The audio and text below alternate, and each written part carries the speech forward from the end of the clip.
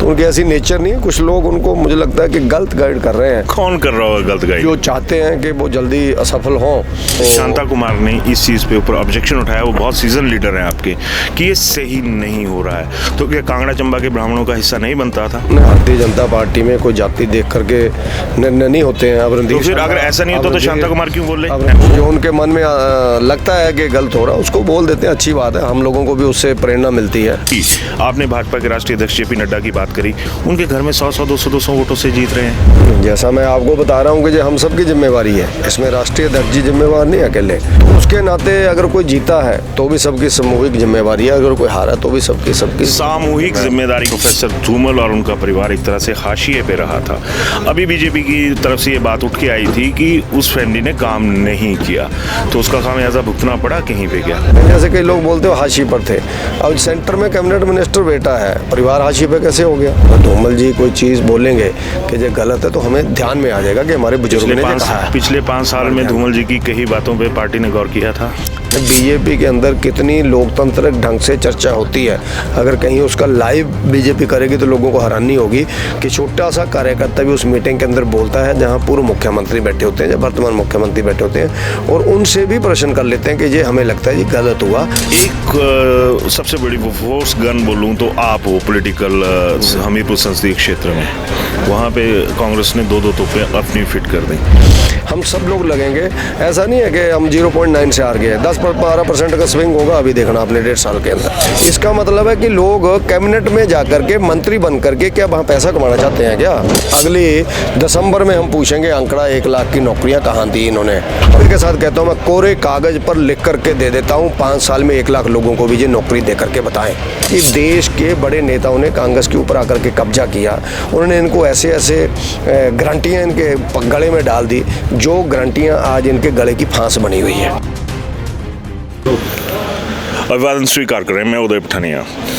आज सदन का पहला दिन था और शीतकालीन सत्र था, पर आज हमें मिले हैं बीजेपी के वो एक फायर ब्रांड लीडर जिनके बारे में एक धारणा है कि बंदा जब भी बोलता है, सच के सिवा कुछ नहीं।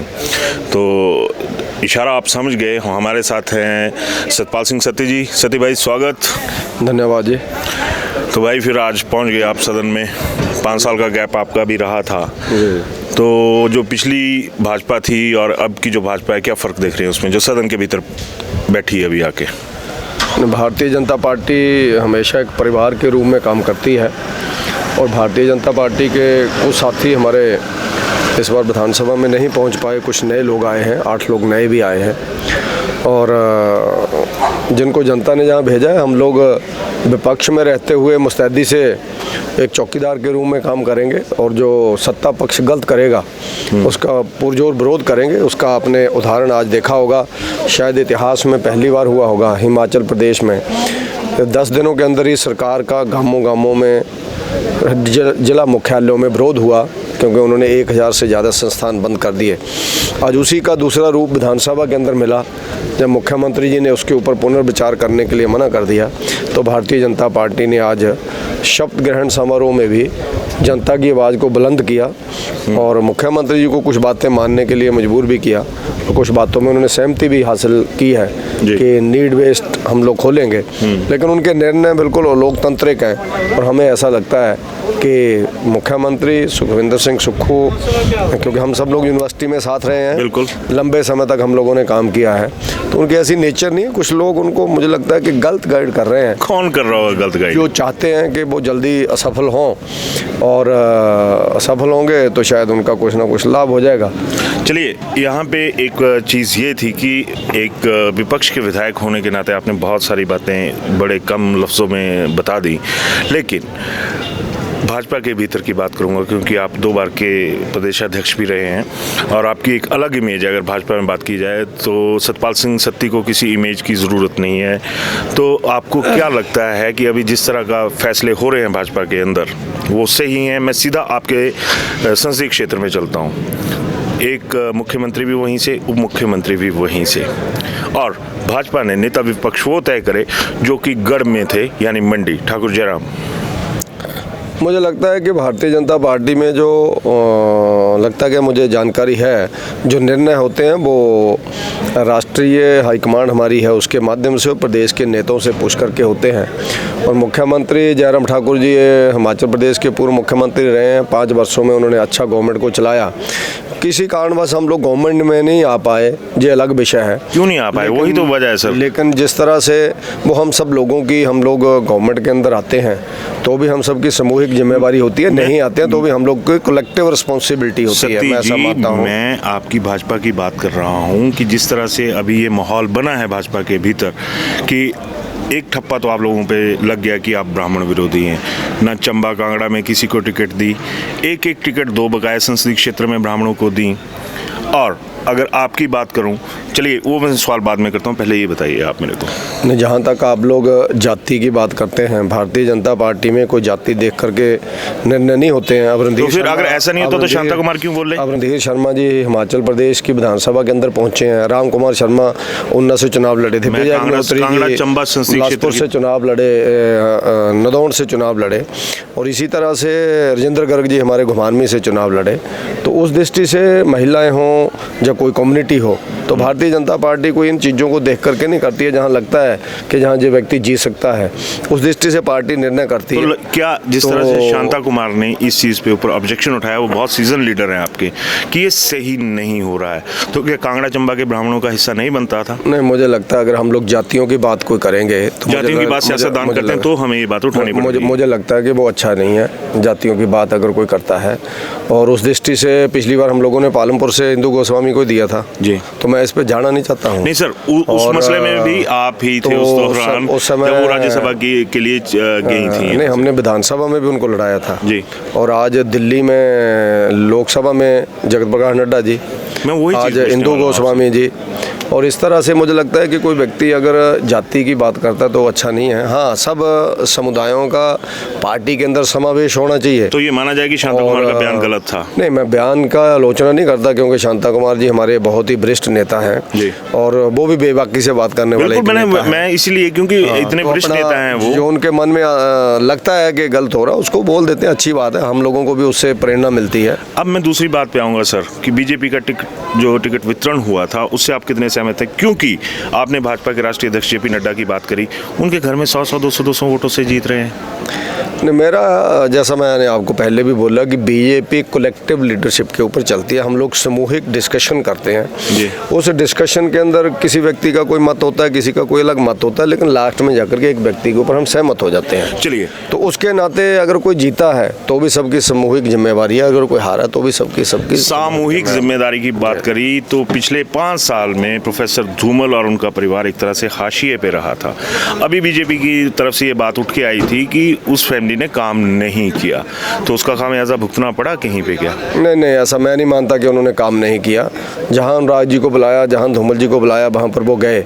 और अगर कोई व्यक्ति नहीं, आरोप लगाने वाले लोग पार्टी के विरोधी होंगे, पार्टी का नुकसान करना चाहते होंगे, और जिस पार्टी का व्यक्ति केंद्र में कैबिनेट मिनिस्टर है, उस पार्टी को अगर कोई, उस परिवार को अगर कोई कहे कि वो हाशिए के ऊपर, तो मुझे लगता है मैं उसको दिवालियापन कहूँगा उसका व्यक्ति का, जो भी व्यक्ति इसको बोलता है।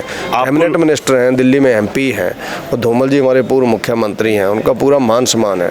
उन्होंने स्वयं कहा कि मैं सुजानपुर से अब चुनाव नहीं लड़ूंगा, और आपने देखा होगा वो तो पहले ये भी बोल रहे थे कि पार्टी अगर मेरे को टिकट देती तो मैं चुनाव लड़ूंगा। उन्होंने जी जान से काम किया, उसी कारण से हम लोग वहाँ बिल्कुल इतने क्लोज मार्जिन में पहुँच गए, इतने क्लोज मार्जिन में पहुँचे। तो फिर प्रेम कुमार धूमल पे दांव क्यों नहीं खेला गया? नहीं, वो केंद्रीय हाईकमांड के निर्णय है, एक परिवार के अंदर 2 टिकट नहीं देंगे, कई बार उसको बदला भी जाता, आपने देखा भी होगा नेशनल लेवल पे। आपकी बात से लेकिन उन्होंने निर्णय लिया और प्रदेश के लोगों ने तो परिवारवाद की बात आई तो ठाकुर महेंद्र सिंह की बारी परिवारवाद कहाँ पे था? पिता हटे, बेटा आया, बेटा हारा। नहीं, मैं वही आपको बोल रहा हूँ कि एक परिवार के अंदर 2 व्यक्तियों को टिकट नहीं दिया जाएगा, ऐसा नरेंद्र मोदी जी ने बोला। लेकिन फिर मैं आपको बोल रहा हूँ कि कई जगह ऐसा हो भी जाता है, लेकिन ज़्यादातर बाय एंड लार्ज बीजेपी इस सिद्धांत को अपनाने की कोशिश करती है। है। तो उसके नाते महेंद्र सिंह जी हटे तो उनके बेटे को दिया, लेकिन ऐसा नहीं है कि महेंद्र सिंह जी भी लड़ रहे हैं, उनका बेटा भी। परिवारवाद की बात आती कहाँ पे, काबिलियत देखिए फिर आप। नहीं, उसमें मेरा ऐसा कहना है कि परिवारवाद ये बहुत बड़ा एक परिभाषा, एक लाइन है, और इसकी बहुत बड़ी लाइन क्या धूमल फैमिली के लिए थी? नहीं, ऐसा नहीं है। धूमल फैमिली में बीजेपी ने क्या क्या दिया आप सब लोग जानते हैं, और उस परिवार का बहुत बड़ा कंट्रीब्यूशन पार्टी के लिए है। कुछ लोग इस चीज़ को उभारने की कोशिश करते हैं, जैसे कई लोग बोलते हो हाशिए पर थे। अब सेंटर में कैबिनेट मिनिस्टर बेटा है, परिवार हाशिए पे कैसे हो गया? ये कैसे बोल सकते हैं हम लोग हाशिए पे? मैं वही चीज़ बता रहा हूं, नेशनल प्रेसिडेंट रहे हमारे। प्रेम कुमार धूमल को चुप रहने की सजा मिली क्योंकि आपके पुराने पूर्व मुख्यमंत्री शांता जी, वो जब उनका जी चाहता है वो इंजेक्शन भर देते हैं।